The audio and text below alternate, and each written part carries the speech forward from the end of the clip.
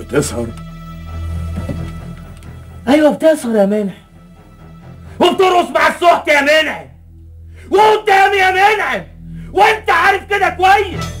ده ناس يوم خطوبتي يوم ما سابتك وراحت تسهر مع السحت، وساعتها انت يا اسطى ما قدرتش تفتح بقك طبعا، خايف لحسن تطردك من العز اللي انت فيه وترجع تعيش هنا تاني.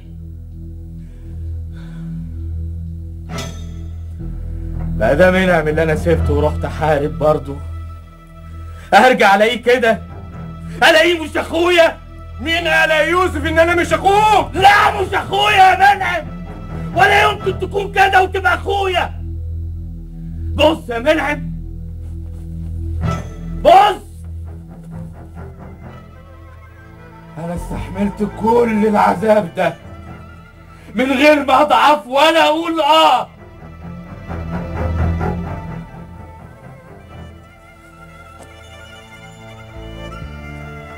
بس ما قدرتش استحمل فوزية مرات اخويا وهي بين احضان السحر. ولاد عباس الضو ممكن يستحملوا العذاب ليل نهار، وممكن يستحملوا الفقر، وممكن يعيشوا في شقة صغيرة بين السورين، لكن مش ممكن ياكلوها على حساب شرفهم. لا يا منعم، احنا اشرف من كده واغلى من كده يا يوسف، اغلى من كده بكتير.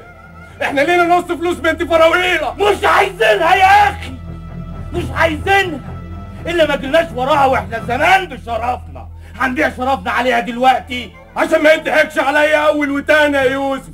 مش معقول ابقى في وسط مالي وفوته. فوتوا فوتوا فوتوا يا منعم، فوتوا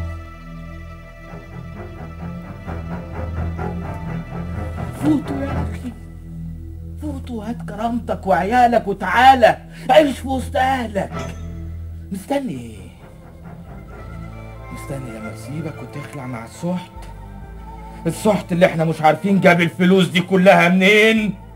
جرى يا منعم ما تصحى يا اخي، الناس دي مش ناسنا، دي ناس مشبوهين، والسكه دي مش سكتنا، دي عمرها ما كانت سكه ولاد عباس الضو.